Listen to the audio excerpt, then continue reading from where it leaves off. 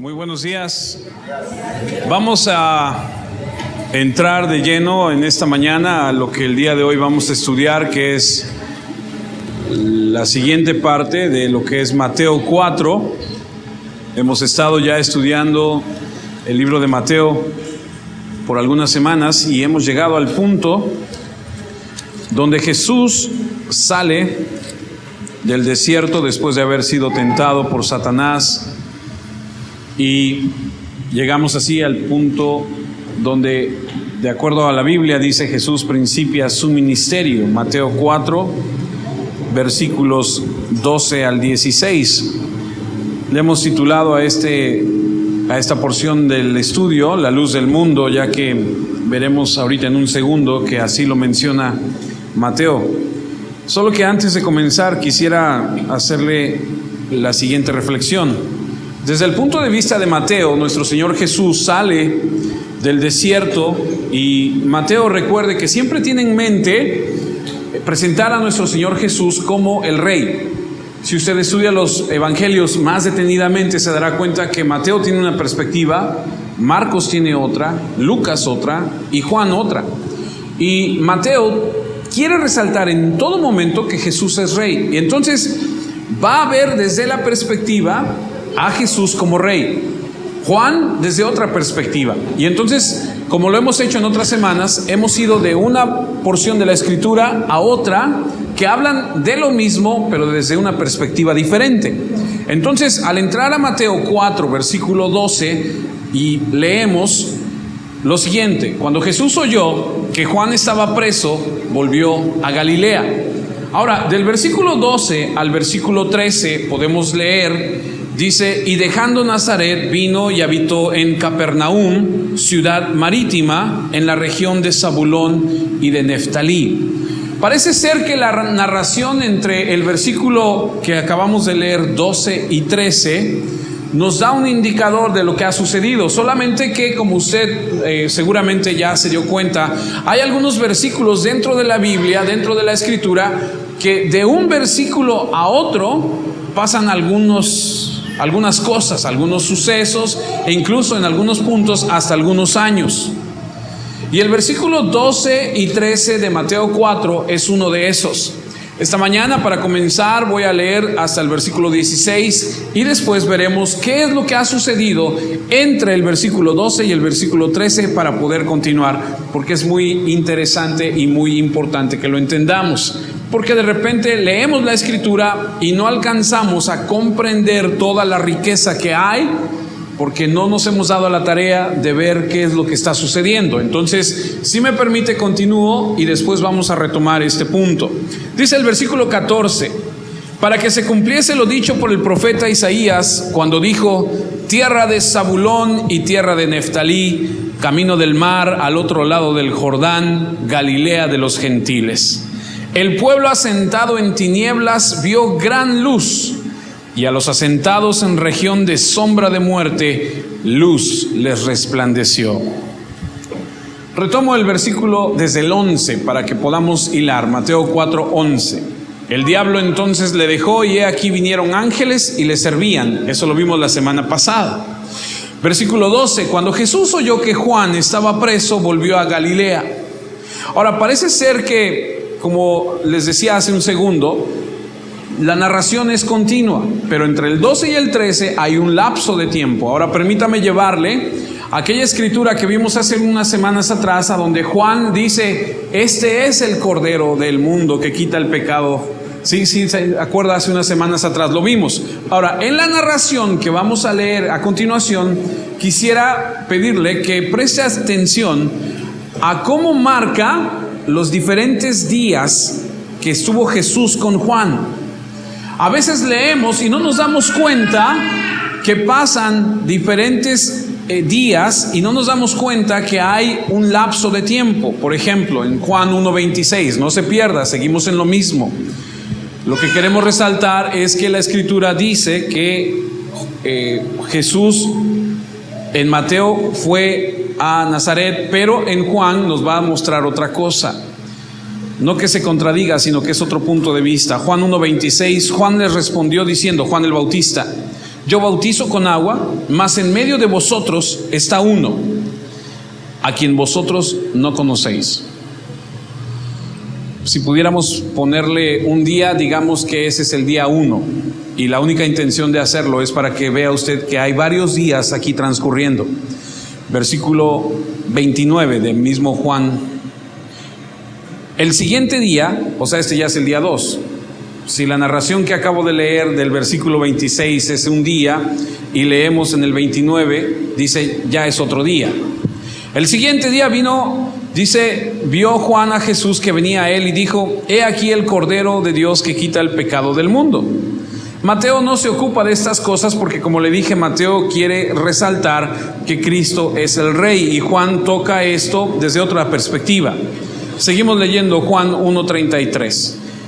Y yo no le conocía, pero el que me envió a bautizar con agua, aquel me dijo: sobre quien veas descender el Espíritu y permanece sobre él, ese es el que bautiza con el Espíritu Santo.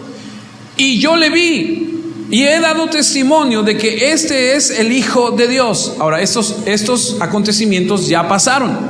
Jesús fue bautizado, viene el Espíritu Santo, se posa sobre él, se abre el cielo, se escucha la voz que dice: este es mi Hijo. Sale Jesús de las aguas y se va al desierto. Eso ya lo vimos. Va al desierto por el Espíritu a ser tentado por Satanás. Eso lo vimos hace unas semanas. Mateo continúa la narración y dice que sale del desierto y se va a Nazaret. Pero esa es la perspectiva de Mateo.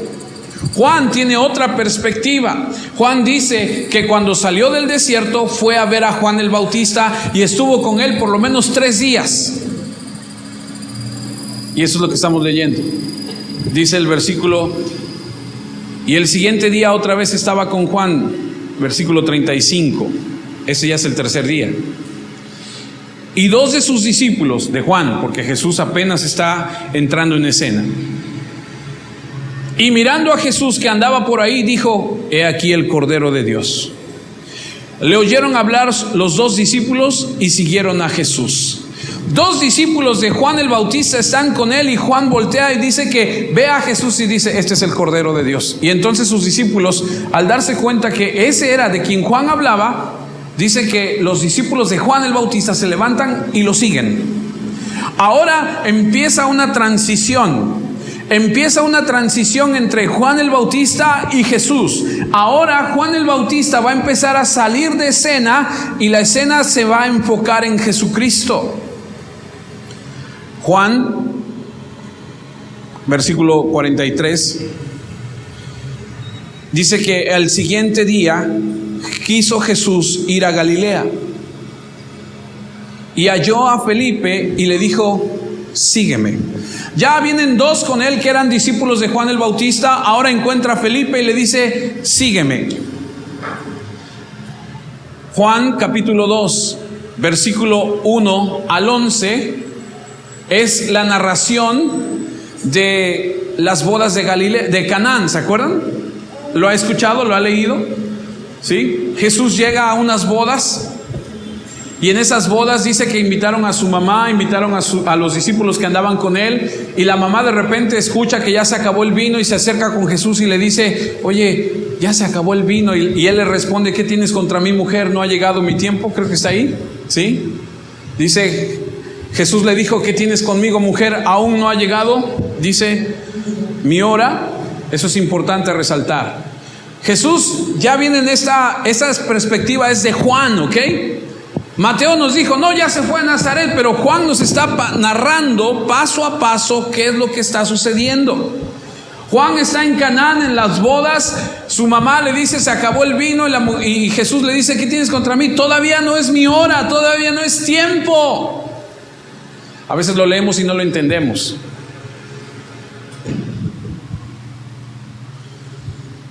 Yo siempre creí que Jesús, se lo voy a decir así como lo creo, o lo creía.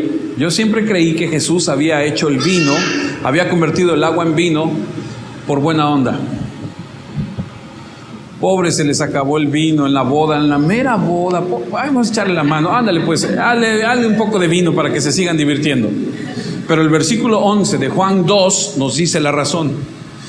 Es la misma narración, es lo mismo. Después de eso descendieron no, me equivoqué. Esa fue la primera de las señales milagrosas que hizo Jesús. ¿Cuál? El convertir el agua en vino.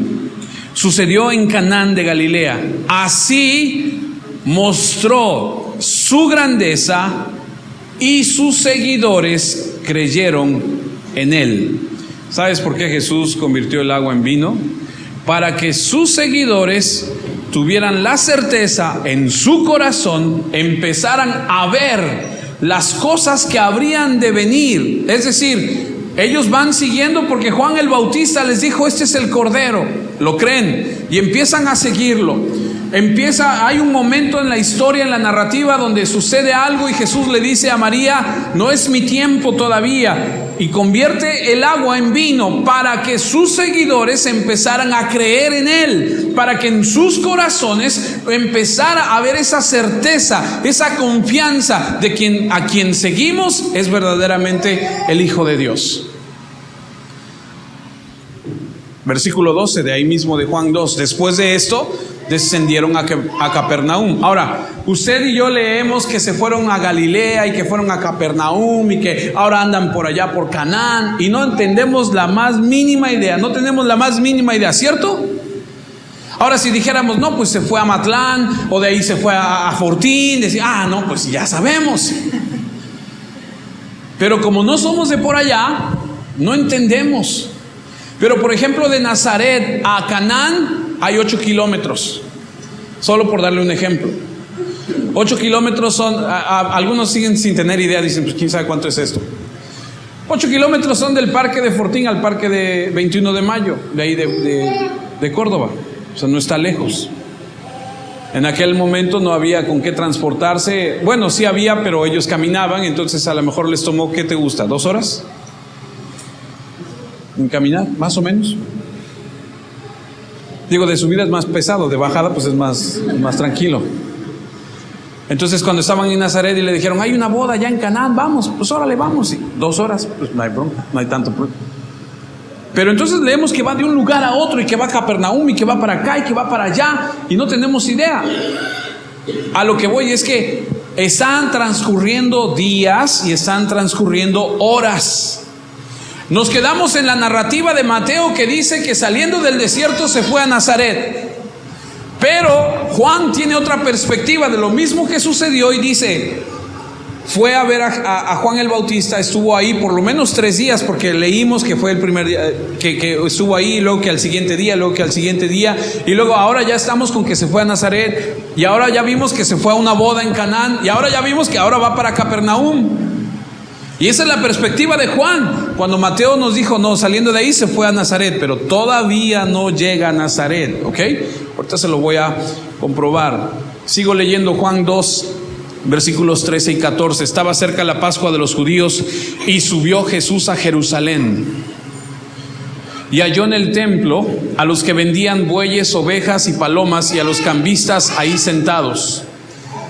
Jesús va a Jerusalén, entra al templo, ve que están los cambistas haciendo negocio. Ahora, tal vez en algún momento lleguemos a estudiar un poco más acerca del templo, pero el templo de Jerusalén, donde estaban estas personas, en ese punto era un patio, por así decirlo, del tamaño donde pudieran caber unas entre 10,000 y 15,000 personas. Era un patio bastante grande. Imagínese por un segundo. Dice la escritura que vendían bueyes, ovejas, palomas. ¿Usted sabe o tiene una idea a qué pudo haber olido ese lugar? El ruido que había en ese lugar. La gente, me puedo imaginar: pásale güero, acá, cómprame acá, pásale güero, yo tengo mejor precio. Porque dice que los vendían. Los vendían porque el pueblo de Israel iba a Jerusalén, al templo, una vez al año a presentar su ofrenda. Y presentaba su ofrenda llevando un sacrificio. Llegabas con tu animalito, porque tú venías de Veracruz y venías caminando con tus animales y llegabas a ofrecer tu animal aquí a Córdoba, y el sacerdote salía y decía: ¿de dónde vienes, hijo mío? Ya ve que los sacerdotes todos son así muy... ¿De dónde vienes? Vengo desde Veracruz, vengo de allá de Camarón, de allá de... No, vienes muy lejos, no. Ese animalito ya no puedes. Tienes que ir, mira, ve allá a la plaza, ahí cómprate uno y entonces lo traes. Y ese era el negocio. El negocio era que había una mochada para los sacerdotes con aquellos cambistas. Entonces entra Jesús, ve lo que se ha convertido. Dice que va y hace un látigo de cuerdas.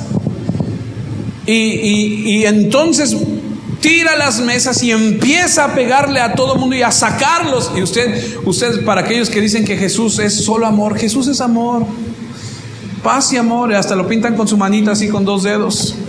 No han leído que Jesús, este Jesús de la Biblia, es un Jesús que tiene una pasión por las cosas de su Padre, que lo lleva a reaccionar de tal forma. No puedo evitar pensar en Moisés, que dice la Biblia que es el hombre más manso que ha existido sobre la tierra. Más manso. Cuando baja del monte de estar con Dios y ve que los israelitas están adorando al becerro, quiebra las tablas de la ley encima del becerro y se vuelve un hombre iracundo. Un verdadero hombre que ama a Dios se apasiona y lo lleva al punto de enojarse cuando las cosas de Dios son profanadas. Y Jesús dice que lo saca. Y esa es la primera presentación oficial a los líderes religiosos de Jerusalén, a los sacerdotes, diciendo: el templo del Señor no es para esto. Y la gente lo ve. Ahora imagínense que entrara y que entró y que sacó a todos y que volcó las mesas. ¿Y con qué autoridad lo hace? Y dice que nadie le dijo nada. Y es la primera vez que Jesús va y confronta. Al otro día, o esa misma noche, perdóneme, creo que es esa misma noche, usted habrá leído que Nicodemo, el maestro de la ley, va a verlo a él en la noche y le pregunta, palabras mías, ¿verdad? ¿Y tú qué onda? O sea, ¿qué? O sea, vimos y supimos que hiciste eso y ¿de qué se trata? Y entonces habla con él. Y lo único que quiero es que usted entienda que están sucediendo cosas de acuerdo a la perspectiva de Juan, que es diferente a la de Mateo. Ahora vamos a Juan capítulo 3, versículo 22.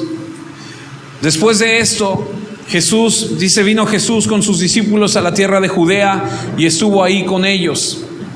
Ahora escuche, y bautizaba. Juan bautizaba también en Enón, junto a Salim, porque había ahí muchas aguas, y venían y eran bautizados, porque Juan no había sido aún encarcelado. Pero leímos en Mateo que decía Mateo que Juan ya estaba encarcelado, ¿cierto? Por eso le digo que hay cosas que están sucediendo que Mateo omite, que necesitamos ver desde otra perspectiva para entender. Dice aquí que Jesús estaba con los discípulos, estaba aún con Juan que bautizaba, porque Juan no había sido encarcelado, versículo 25. Entonces hubo discusión entre los discípulos de Juan y los judíos acerca de la purificación. Y vinieron a Juan y le dijeron: Rabí, mira que el que estaba contigo al otro lado del Jordán, de quien tú diste testimonio, bautiza y todos vienen a él. Aquí sigue la transición de Jesús y Juan el Bautista, porque dice Juan el Bautista en el capítulo 30 de este mismo Juan 3: es necesario que él crezca, pero que yo mengüe. En otras palabras, lo que está pasando es que la gente empieza a quitar sus ojos de Juan el Bautista y empieza a ver a Jesús. En otras palabras, Juan está saliendo de escena. En otras palabras, amado hermano mío, con todo el amor y todo el cariño, no se trata ni de Juan el Bautista, ni de ti, ni de mí. Se trata de nuestro Señor Jesucristo. A Él sea la gloria y la honra solamente. Es como si Juan dijera ahí en el versículo 30 de Juan 3: es mi final. y es el comienzo de él. La gente tiene que empezar a darse cuenta que no se trata de Juan el Bautista, se trata de Cristo. Continuamos la narración, ahora vamos a Juan capítulo 4, versículos del 1 al 4. Cuando pues el Señor entendió que los fariseos habían oído decir: Jesús hace y bautiza más discípulos que Juan. Aquí dice la Biblia que Jesús entendió, escuchó, se enteró, y no porque no lo supiera. Dice que empezó a ver el rum rum, que los fariseos empezaron a decir: este Jesús está bautizando más que Juan el Bautista. Y entre paréntesis empieza el capítulo 2, dice: aunque Jesús no bautizaba, sino sus discípulos, salió de Galilea. Cuando empezó el rum rum, este bautiza más que Juan el Bautista, Jesús dijo: vámonos. Y se fue de Galilea. Y se fue otra vez.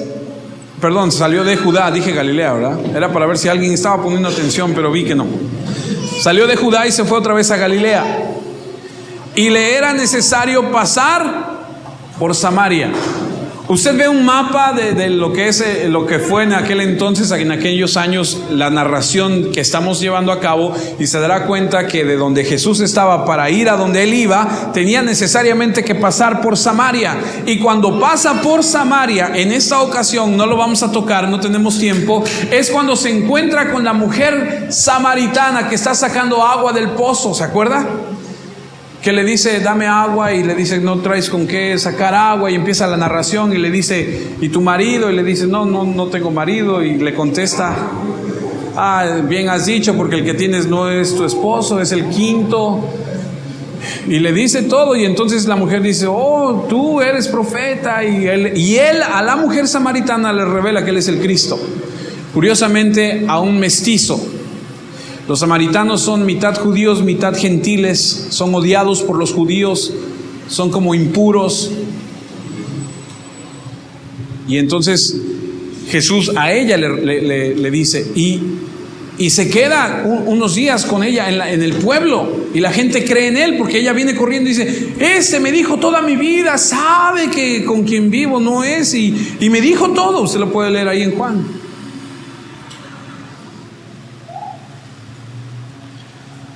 Ahora, Jesús parece ser que comienza oficialmente en Galilea su ministerio, porque ya subió a Jerusalén a hacerse presente, a decirle sus verdades a los que estaban en el templo. Ya empezó a reunir a sus discípulos, ya hizo un milagro para demostrarles que él era el Mesías, y va de regreso para que se cumpla el tiempo, porque de acuerdo a Mateo, Jesús va a comenzar su ministerio cuando Juan el Bautista esté encarcelado, pero todavía no está en la cárcel, y Jesús se traslada a Galilea, y camino a Galilea es que se topa con esta mujer. Permítame continuar la narración. Mateo 4:12. Cuando Jesús oyó que Juan estaba preso, volvió a Galilea. Es lo que estamos viendo. El punto de vista de Mateo dice: Jesús se enteró que estaba preso y volvió a Galilea. Y estamos viendo que Jesús ha ido haciendo diversas cosas. Fue, regresó, vino, ya está otra vez acá, ya fue por allá. Dicen los estudiosos que esto pudo haber tardado aproximadamente un año. Entre el versículo 11 y entre el versículo 12 y el versículo 13 de Mateo 4 pudo haber pasado un año. Muchos se preguntan y dicen: ¿por qué Jesús es que inició en Galilea? Bueno, Jesús inició empezó su ministerio porque en Galilea era un lugar de mayor oscuridad, y el lugar de mayor oscuridad siempre tiene la mayor necesidad de luz. Pero Jesús no va a comenzar su ministerio hasta que no sea el momento exacto. Vas a encontrar en la narración de los evangelios de la vida de Jesús que Jesús muchas veces dice: todavía no es mi tiempo, todavía no es el tiempo. Llegará el tiempo, pero todavía no. Y Jesús sabía que tendría que comenzar su ministerio oficialmente cuando Juan el Bautista fuese sacado de escena y fuese encarcelado. Ahora, Juan el Bautista es encarcelado y de repente dices, bueno, a ver, si cuando comenzamos a estudiar Mateo, dice la Biblia que toda Judea, salían a ver a Juan el Bautista a bautizar y venían todos, y de repente lees y dices, ¿cómo? ¿Y ahora ya lo metieron a la cárcel? ¿Por qué? Si pareciera que todos estaban de acuerdo con lo que hacía. Hasta los fariseos venían, ¿se acuerdan? ¿Se acuerdan cómo los confronta y les dice, generación de víboras, sepulcros blanqueados, y hagan frutos de arrepentimiento? Y ahora leemos que Juan el Bautista va a ir a la cárcel. Permítame enseñarle a través de Lucas 3, versículos 19 y 20, qué es lo que sucedió. Entonces Herodes el tetrarca, ¿verdad? Tetrarca, sí, me equivoqué, perdónenme. Entonces Herodes el tetrarca, siendo reprendido por Juan a causa de Herodías, mujer de Felipe su hermano, y de todas las maldades que Herodes había hecho, sobre todas ellas añadió además esta: encerró a Juan en la cárcel. A ver si le puedo explicar esto. Herodes el tetrarca un día va a Roma, y en Roma se encuentra a su hermano Felipe, más bien es su medio hermano. Este hermano Felipe se casó con la hija de un medio hermano de él, o sea, su media sobrina, ¿no? Y llega este Herodes tetrarca y ve a la sobrina de nombre Herodías y la seduce. Se divorcia del marido actual y se la trae. Y entonces Juan el Bautista, pues pensando que eso era incorrecto, un día que está delante de Herodes le dice, eso que hiciste está muy mal. Y entonces a aquel no le gustó que le dijeran sus verdades y lo encierra en la cárcel. Le reprendió por todas las maldades que Herodes había hecho y lo manda a la cárcel. Y usted habrá leído la historia de que cuando está bailando la hija de esa Herodías, y Herodes se emociona tanto y le dice, oh, qué bonito bailas, pídeme lo que quieras, te daré hasta la mitad de mi reino si quieres. Y entonces va con la mamá y le dice, ¿qué le pido? Y la mamá le dice, pídele la cabeza de Juan el Bautista. ¿Lo ha leído? Y entonces van y decapitan a Juan el Bautista. Juan era un hombre audaz, contundente, piadoso, sí, y Dios sabe cuánto necesitamos más de esa gente. Necesitamos gente que se levante y diga lo que está bien y lo que está mal en la sociedad. No importa quién sea esa persona. Alguien que le diga desde el presidente hasta el próximo, hasta el prójimo, o más bien al próximo también. Alguien que se levante y que diga en esa sociedad, eso que estás haciendo está mal. Alguien como Juan el Bautista, que fue con Herodes, el rey de Herodes, y le dijo, eso que hiciste está muy mal. Esa mujer que tienes es la mujer de tu hermano y estás mal. Y le costó la cabeza. Usted ha oído hablar de John Knox, reformador de los 1500. Un hombre de los reformadores, un día es llevado ante la reina. ¿Ha escuchado hablar de la reina María, de los Tudor de Inglaterra? Hay un barco muy famoso en Estados Unidos, en Long Beach, que es el Queen Mary. Tiene el nombre por ella. Esta mujer es conocida en la historia porque fue muy sanguinaria, se dice. Mandaba a matar y no le importaba. Y John Knox, un reformador, un día es cuestionado delante de ella, y ella escucha cuando John Knox la reprende y le dice las cosas malas que ha hecho. Y la reina en este momento le dice, ¿crees que es justo que puedas resistir la autoridad de tu monarca? A lo que responde John Knox, sí, porque si príncipes exceden sus límites, querida madame, deben ser resistidos y hasta depuestos. ¿Cuánto ¿Cuántos, sabe Dios? Necesitamos hombres así. Hombres como Juan el Bautista, que se levantan y que dicen las cosas que son como deben ser. Siempre será una cosa peligrosa ir a enfrentar al sistema. Seguramente Juan lo hizo y perdió su libertad y después perdió hasta la cabeza. Pero todo estaba en el tiempo y en el reloj de Dios, porque mientras Juan estaba preso, cuando Jesús escuchó que estaba preso, dice que volvió a Galilea. Y cuando Jesús vuelve a Galilea, no es porque le tuviera miedo a Herodes o que pudiera pensar, ¿qué me va a hacer Herodes a mí también si eso ya le hizo a Juan? Porque Galilea es parte del gobierno o de la ¿cómo se dice? La extensión de tierra que gobernaba Herodes. Si hubiese sido por miedo que Jesús fue a Galilea, hubiera huido a otro lado. Pero bueno, no huyó, sino más bien se hubiera ido a otro lado. Y algunos preguntan, bueno, ¿y por qué se fue?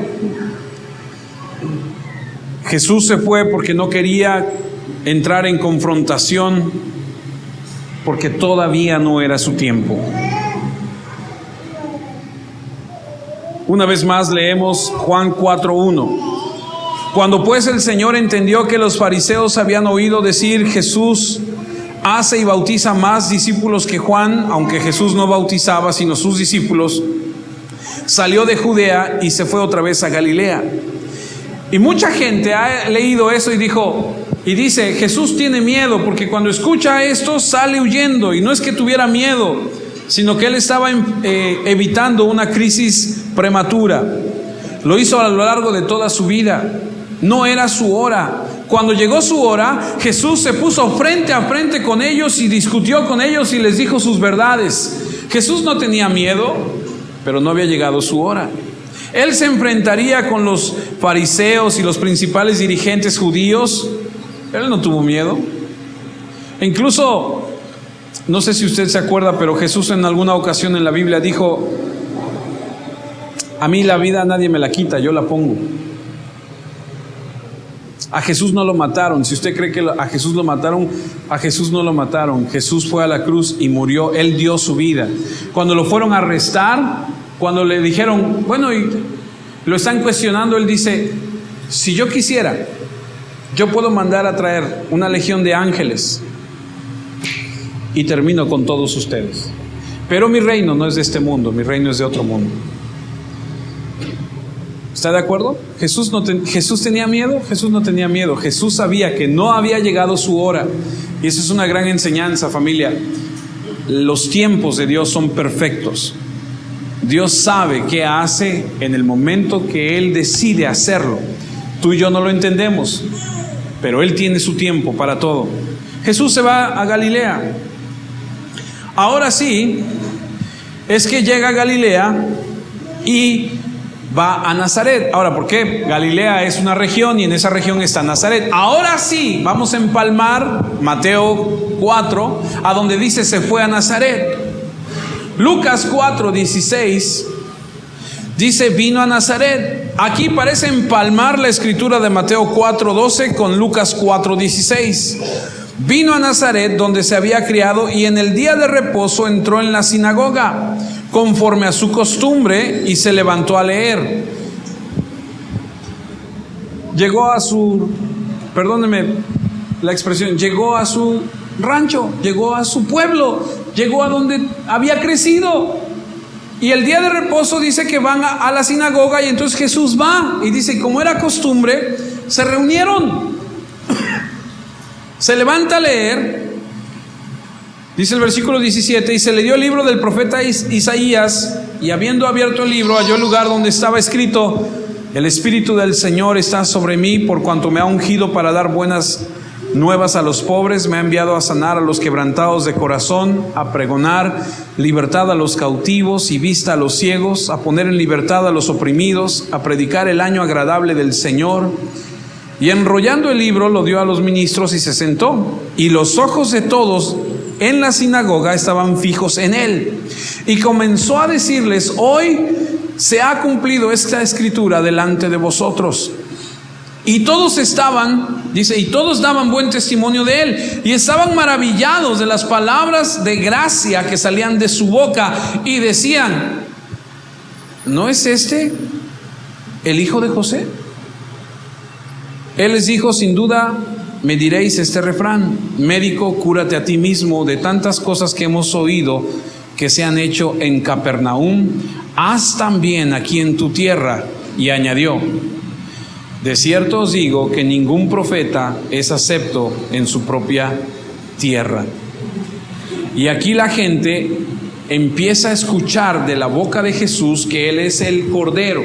Y aquí se empalma, ahora sí, Mateo 4:12, cuando dice que salió del desierto y se fue a Nazaret. Ya vimos que anduvo haciendo muchas cosas y que Juan el Bautista ahora está en la cárcel, y ahora sí empalmamos la escritura. Ahora sí está Jesús en Nazaret, se va a la sinagoga, lee y dice, esta escritura se cumple hoy delante de ustedes. Y la gente no lo toma bien porque dice, ¿qué? Si este es el hijo de José, y ahora viene a decirnos que ¿qué se cree?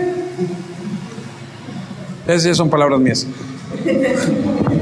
Y el versículo 28, al oír estas cosas, ahí en Lucas 4, todos, cuando dice todos, son todos, en la sinagoga, se llenaron de ira. Y levantándose, le echaron, escuche, le echaron fuera de la ciudad y le llevaron hasta la cumbre del monte sobre el cual estaba edificada la ciudad de ellos para despeñarle. Nazaret está arriba. Lo llevaron a la orilla para despeñarle, para aventarlo. ¿Por qué no lo hicieron? Porque todavía no había llegado su hora. Recuerde, todo tiene su tiempo. Dice el versículo 30, mas él pasó por en medio de ellos y se fue. Todavía no era el momento de morir. Pero ¿sabes qué? Fue el final de Nazaret. Nunca más regresa ahí. Lo desecharon, lo sacaron. Lucas 4:31, no se pierda porque aquí vamos a empalmar. Descendió Jesús a Capernaum, ciudad de Galilea, y les enseñaba en los días de reposo. Por eso Mateo 4:13 dice así: y dejando a Nazaret, vino y habitó en Capernaum, ciudad marítima en la región de Zabulón y de Neftalí. Ahora entendemos que el capítulo 4, versículo 13 y lo que acabamos de leer ahorita en Lucas 4:31 empalman. ¿Por qué se fue de Nazaret y vino y habitó? ¿Por qué se fue a vivir a Capernaum? ¿Por qué no se quedó en Nazaret? Tú lees en Mateo 4:13 y dice, y dejando Nazaret, vino y habitó en Capernaum. Y tú piensas, dice, pues se fue a vivir a otra ciudad. No se fue a vivir a otra ciudad nada más porque sí. Se fue a vivir a Capernaum porque lo sacaron de Nazaret. Porque cuando él se presentó y leyó la escritura, dijeron, no, este está mal, y lo corrieron. Y entonces va a Capernaum. La situación es que estando en Capernaum, Jesús puso un peso tremendo en Capernaum. Porque no fueron más amables con Jesús que lo que fueron en Nazaret. Por eso es que Jesús, más adelante, en Lucas 10, versículos 15 y 16, dice lo siguiente acerca de Capernaum. Y tú, Capernaum, que hasta los cielos eres levantada, hasta el Hades serás abatida. ¿Sabe qué es eso? Hasta el infierno serás abatida. El que a vosotros oye y a mí me oye, y el que a vosotros desecha, a mí me desecha. Y el que me desecha a mí, desecha al que me envió. Es corrido de Nazaret y se establece en Capernaum. La gente de Capernaum tampoco lo acepta y lo desecha. Y entonces Jesús dice un día a Capernaum, viene el día donde, así como has sido levantada, un día vas a ser abatida hasta el Seol, hasta el infierno, porque no aceptaste, porque no recibiste. Y así vemos que Jesús comienza su ministerio. Comienza en Galilea de los gentiles, va a Canaán, a Jerusalén, regresa otra vez. Y si puedo regresarme a Mateo 4:14, ¿sí? Para que se cumpliese lo dicho por el profeta Isaías cuando dijo: tierra de Zabulón, tierra de Neftalí, camino del mar al otro lado de Jordán, Galilea de los gentiles. El pueblo asentado en tinieblas vio gran luz, y a los asentados en región de sombra de muerte, luz les resplandeció. Luz les resplandeció. ¿Se da cuenta cómo la narrativa es diferente? Se da cuenta cómo Mateo tiene una perspectiva y dice: sale del desierto y se va a Nazaret, y luego se va a vivir a Capernaum, y decimos: pues qué padre, pues salió y se fue a vivir para allá. Sí, nada más que la perspectiva de Juan dice: salió del desierto y se fue a ver a Juan el Bautista, estuvo ahí 3 días, fueron 2 discípulos con él, subió y allá encontró a Felipe, y entonces se unió a ellos, se fueron a una boda a Canaán, hizo un milagro en Canaán, se fue a Jerusalén, en Jerusalén sacó a todos los cambistas, y después se regresó otra vez con Juan y empezaron a bautizar, y entonces los fariseos dijeron: oye, se está bautizando más, y entonces él cambió y dice: bueno, ahora vámonos para acá, y se fue para allá. Y mientras todo esto está sucediendo, pasan, dicen los teólogos, 1 año. Y entonces tú lees un versículo y lees otro y dices: mira, espera, tienes que darte cuenta que hay mucho más que eso.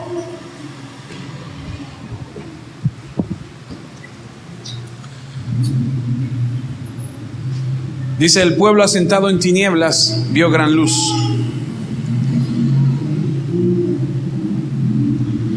Si me permite, por un momento más, quisiera hablarles acerca de esta luz. Todo eso que hicimos, todo eso que vimos, todo eso que fuimos y vimos, que anduvo aquí, que anduvo allá, es para que usted entienda que un versículo a otro hay muchos acontecimientos. 1, 2, para que entienda por qué es que Jesús está allá. Porque Mateo dice: empieza su ministerio, pero no empieza el ministerio todavía. Hay cosas que están sucediendo. Y cuando leemos en la Escritura que esta luz les resplandeció, habla de Jesucristo. Y es una manera de nombrar a Jesús que parece ser una manera favorita de los escritores del Evangelio. Permítame mostrarle cómo es que la Biblia habla acerca de esta luz. Juan, capítulo 1, versículo 5 en adelante, dice: la luz de las tinieblas resplandece, y las tinieblas no prevalecieron contra ella. Hubo un hombre enviado de Dios, el cual se llamaba Juan. Este vino por testimonio, para que diese testimonio de la luz, a fin de que todos creyesen por él. No era él la luz, sino para que diese testimonio de la luz. Aquella luz verdadera que alumbra a todo hombre venía a este mundo. En el mundo estaba, y el mundo por él fue hecho, pero el mundo no le conoció. ¿Sí entiende de quién hablamos, cierto? Porque aquella luz que resplandeció allá en aquella ciudad de Capernaum y en aquel lugar era Cristo, y es la misma de la que estamos hablando. La Biblia dice que Jesús es la luz. Juan 3:19 dice: y esta es la condenación, que la luz vino al mundo, y los hombres amaron más las tinieblas que la luz, porque sus obras eran malas. Juan 9:5: entre tanto que estoy en el mundo, luz soy del mundo, dice Jesús.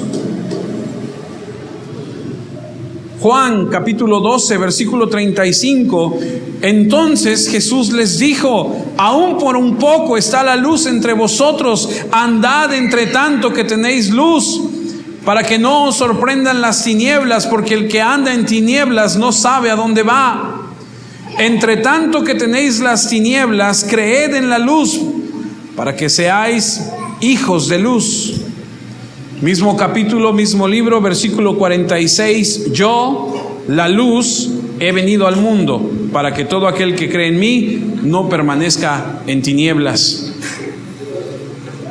Juan 8:12: otra vez Jesús les habló diciendo: yo soy la luz del mundo, el que me sigue no andará en tinieblas, sino que tendrá la luz de la vida. Por eso es que dice que alumbró una gran luz a esas ciudades, cuando leemos Mateo 4:12, 13, 15. Por eso es que dice que en medio de esas ciudades hubo una gran luz que resplandeció. Dice, estaban en tinieblas y llegó una luz que resplandeció, porque la Biblia dice que Jesús es la luz. Ahora, estudiando un poquito más, ya voy a terminar. Estudiando un poquito más, los judíos tienen tradiciones y fiestas, no sé si lo ha escuchado. Tienen las fiestas de la enramada, tienen la fiesta de la Pascua, tienen muchas tradiciones, muchas fiestas. Hay una dentro de todas esas fiestas que se llama, y perdónenme porque soy terrible para los acentos, tiene el acento en la A. ¿Menorá o menora? Menorá. Bueno, póngale el acento donde quiera, pero es M-E-N-O-R-A. Me cuesta mucho, perdónenme. Sé que a usted también le cuestan algunas cosas, así que no me siento, no se sienta, no hay problema. Pero en esta fiesta, en el templo, hay divisiones. Y a donde están los gentiles con las vacas y con todo lo que estaban vendiendo que vimos hace rato, hay otra división a donde nada más entran las mujeres. Y aparte hay otra donde entran nada más los hombres. Y aparte hay otra donde entran nada más los sacerdotes. Y aparte hay otra a donde entran nada más los sumos sacerdotes, ¿ok? Para que usted entienda que hay diferentes divisiones. En una de esas divisiones, que es donde están las mujeres, es un patio grande, no tan grande como el otro. Los judíos, una vez al año, durante 7 días, prenden los candelabros grandes de 8 brazos. ¿Los ha visto? Típicos de Israel. Nada más que hay un candelabro de 8 brazos y hay otro de 9. Vamos a dejar el de 9 a un lado. El de 8 brazos lo prenden y alumbran todo el patio. Esa es la festividad del Menorá. Y entonces llega Jesús, recién terminó la celebración y entra al templo. Y dice, otra vez Jesús les habló diciendo, yo soy la luz del mundo. El que me sigue no andará en tinieblas, sino que tendrá la luz de la vida. Quiero que por un momento pienses, están celebrando esta tradición. Han encendido, son 8 por 4, maestra, 32. No se haga, usted también le falla a veces. 32 velas. Han encendido 7, 24 por 7. ¿No entiende? 7 días, 24 horas, ¿ok? 7 días, 24 horas, las lámparas, los candelabros encendidos, porque es una tradición, porque es una fiesta, recordando cuando la nube de fuego andaba en el desierto guiándolos en la oscuridad. Ellos decían, esta es nuestra manera de celebrar. Y entonces entra Jesús y dice, yo soy la luz del mundo. El que anda conmigo no anda en tinieblas. Y ellos entienden de qué está hablando. Yo no lo entendía, yo decía, bueno, Jesús dijo, Él es la luz del mundo porque Él es la luz del mundo, pero el contexto de por qué lo dice y en qué lo dice, no lo había entendido. Proverbios 2, versículo 11 al 13. Seguimos hablando acerca de la luz. La discreción te guardará, te preservará la inteligencia para librarte del mal camino, de los hombres que hablan perversidades. ¿Conoce hombres que hablan perversidades? Que dejan los caminos derechos para andar por sendas tenebrosas. En otras palabras, la Escritura habla y dice que aquel que anda en tinieblas está mal. Aquel que está equivocado anda en tinieblas. Proverbios 4:19. El camino de los impíos es como la... No saben en qué se tropiezan. Proverbios 4:18. Mas la senda de los justos es como la luz de la aurora, que va en aumento hasta que el día es perfecto. Lucas 22:53. He estado con ustedes todos los días en el área del templo y no me arrestaron, pero esta es su hora. ya llegó la hora. ¿Se da cuenta cómo lo recalca? He estado con ustedes, no me han hecho nada, pero llegó el momento, llegó la hora en que reina la oscuridad. Aquí el Señor reconoce el poder que hay detrás de este arresto, que es el poder de Satanás mismo. Sí, tenemos 2 Corintios 4:6. El mismo Dios que dijo: la luz brillará en la oscuridad, iluminó nuestro corazón para que conociéramos su gloria que brilla en el rostro de Jesucristo.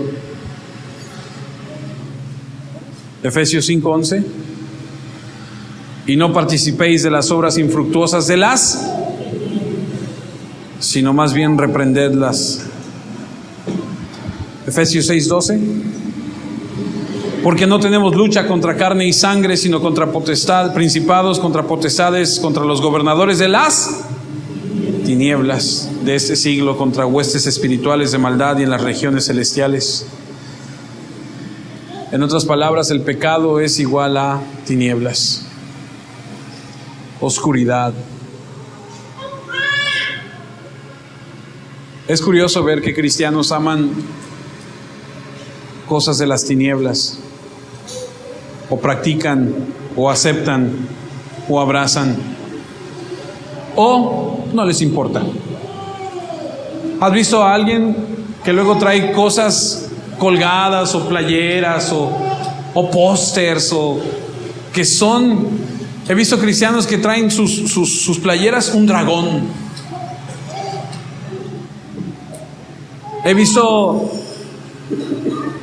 Hace un tiempo atrás me encontré a una de mis primas y la saludé, tenía rato de no verla, la saludo, ¿cómo estás? Bien. Y le veo que trae colgado un pentagrama. ¿Sabe lo que es un pentagrama? Es el símbolo satánico. Es una cruz de 5 estrellas en un círculo. Y le digo, ¿por qué traes eso colgado? Es que me gustó. ¿Y sabes qué significa? No. Le digo, es el símbolo de la adoración a Satanás. No me digas. Sí.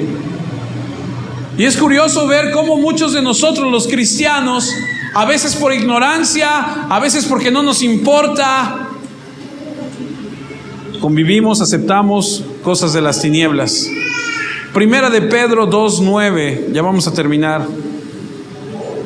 Dice: mas vosotros sois linaje escogido, real sacerdocio, nación santa, pueblo adquirido por Dios, para que anunciéis las virtudes de aquel que los, dice, llamó de las tinieblas. El Señor es luz y resplandeció en aquel lugar cuando Él empezó su ministerio. Y hemos visto que el que está en tinieblas no está en el Señor. Y dice la Biblia que nos ha sacado de las tinieblas y nos ha traído a su luz admirable.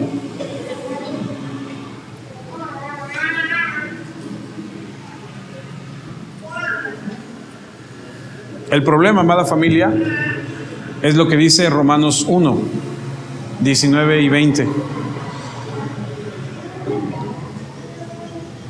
¿Alguna vez se ha preguntado qué fue de los aztecas? ¿Alguna vez se ha preguntado ¿y qué con los aztecas? Jesús predicó el evangelio en aquel lugar del mundo, en aquella región, y los de este lado, ¿qué con ellos? La Biblia enseña en Romanos 1, 19 y 20 y 21, porque lo que de Dios se conoce les es manifiesto, pues Dios se lo manifestó. Lo que de Dios se conoce les es manifiesto. Dios se lo manifestó, porque las cosas invisibles de Él, su eterno poder y deidad, se hacen claramente visibles desde la creación del mundo, siendo entendidas por medio de las cosas hechas, de modo que no tienen excusa. Tú sales y ves el volcán y dices, wow. Tú sales y ves la creación y dices, qué increíble. ¿Tú crees, realmente crees que eso fue del Big Bang? Que un día hubo una explosión y las partículas y se juntó y empezó y de repente ¡pum! Y salió todo. ¿Tú crees que la teoría de la evolución, que de repente salió un guarazapo de ahí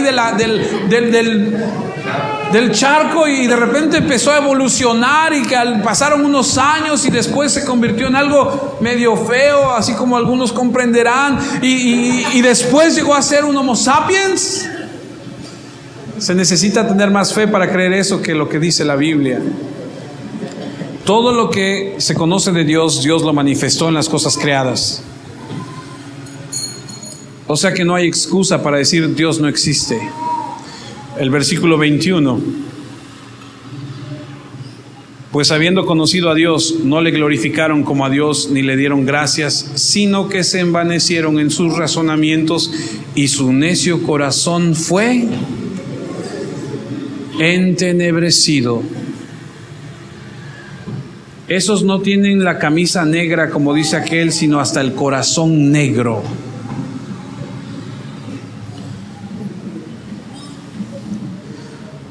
Estaba leyendo esta semana, ya para terminar, el estudio que hizo el doctor Paul Brand, investigador de la enfermedad de Hansen. ¿Sabe lo que es la enfermedad de Hansen? ¿Alguien sabe? Es el término moderno para la lepra. La enfermedad de Hansen es la enfermedad, bueno, más bien es lepra. Y ese investigador de una universidad de los Estados Unidos ha realizado investigaciones de esto por todo el mundo, incluso en Estados Unidos, y llegó a la conclusión de que la lepra, que causa un deterioro en la piel, es una enfermedad que causa anestésico. ¿Estoy bien? ¿Sí? Adormecimiento, pérdida de sensación. Lo que quiere decir que durante miles de años la gente que pensaba que la lepra causaba ulceraciones en las manos, en los pies, en las orejas, en la nariz y en las extremidades, estaba equivocada.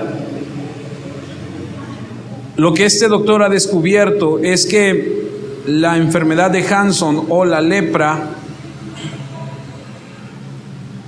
es una enfermedad que en el 99% de los casos adormece las extremidades, y la destrucción viene porque la gente no puede sentir sus extremidades y ellos no saben lo que están haciendo con su propia carne.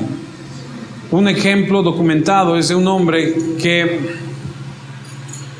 en la India metía sus manos al fuego y tomaba las cosas calientes y no sentía. Y entonces sus manos se empezaron a deteriorar. Dice el doctor que estaba en la India haciendo una investigación y no podía abrir la puerta con la llave, y llegó un jovencito y le dijo: yo te ayudo, y metió la llave y le dio duro y se rasgó el dedo y se cortó de tal forma que se le veía el hueso. Y el niño dijo: ay, me corté. No sentía, no tenía sensación. Hay otro caso documentado donde dice que en la India los trabajadores podían estar trabajando con palas todo el día, palas astilladas o con clavos, y se sangraban las manos por las astillas o los clavos y no sentían. Otro hombre que tenía sus pies muy mal, los dedos de sus pies, y él decía: es que mis dedos de mis pies están mal y mira lo que me está sucediendo. Y no entendía, no sentía que eran los zapatos que le apretaban mucho. Hay otro documento que dice que un hombre en Estados Unidos quedó ciego porque no tenía sensación en sus manos ni en su cara, y le gustaba limpiarse la cara con toallas calientes, y él no entendía, no sabía la temperatura que llegaba a alcanzar las toallitas que él calentaba, y se frotaba y se la ponía en la cara, y quedó ciego por eso. Amados, cuando nosotros vivimos de esta forma, adormecidos al pecado, cuando no nos damos cuenta que el pecado está en nuestra vida porque estamos adormecidos, es como si tuviéramos esta enfermedad de Hansen. Cuando nosotros leemos en la Biblia y nos damos cuenta que la luz brilló en esos lugares, que es la luz de Jesucristo, trajo luz, trajo vida, pero no la entendemos, no la vemos, no la practicamos, estamos en tinieblas. Qué importante es darnos cuenta qué es lo que estamos viviendo, qué es lo que estamos pasando, viendo, hablando, pensando, reaccionando. Que Dios nos ayude y tenga misericordia de nosotros, como leímos en el Salmo. Esa luz, dice la Escritura,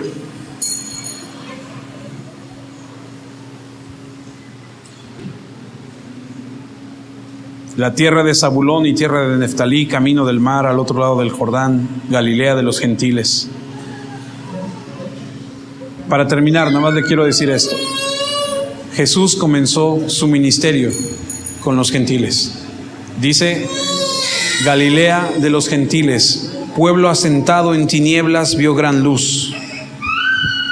Dice, y a los asentados en región de sombra de muerte, luz les resplandeció.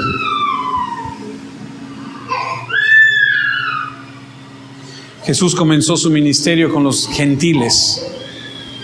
No iba a Jerusalén, no iba a Judea, a los judíos todavía, para que no creyeran que solamente era para los judíos, también era para, bendito sea su nombre, para nosotros también. Oremos. Señor, queremos en este momento darte muchas gracias, porque a través de el estudio de tu palabra podemos darnos cuenta de tantas cosas, Señor, que desconocíamos, de cosas que no entendíamos.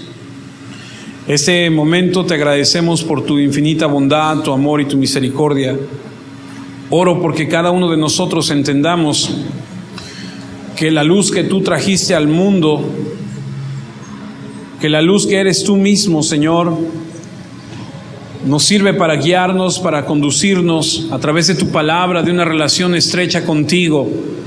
Jesús, como leímos en el Salmo, ten misericordia de nosotros, haz resplandecer tu rostro sobre nuestras vidas, ayúdanos a caminar de forma que honremos, glorifiquemos y exaltemos tu nombre, no importando la edad que tengamos, el trasfondo cultural, social del cual vengamos. Señor, ayúdanos y ten misericordia como lo has tenido siempre.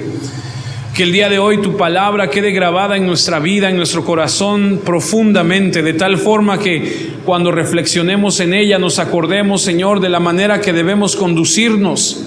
Tú eres luz, Señor. Tú aborreces las tinieblas. Ayúdanos, Señor, a hacer luz, a andar en esa luz. Gracias, porque a través de tu palabra nos podemos, Señor, dar cuenta de todo esto. Te pido que bendigas a cada una de las personas aquí presentes, de mis hermanos en Cristo. Les ayudes en las batallas, en las pruebas, en las diversas situaciones que viven, en sus matrimonios, con sus hijos, en sus trabajos, en su salud. Pero siempre teniendo en cuenta que la gloria y la honra son para ti, desde hoy, para siempre y por siempre. En Cristo, tu Hijo amado.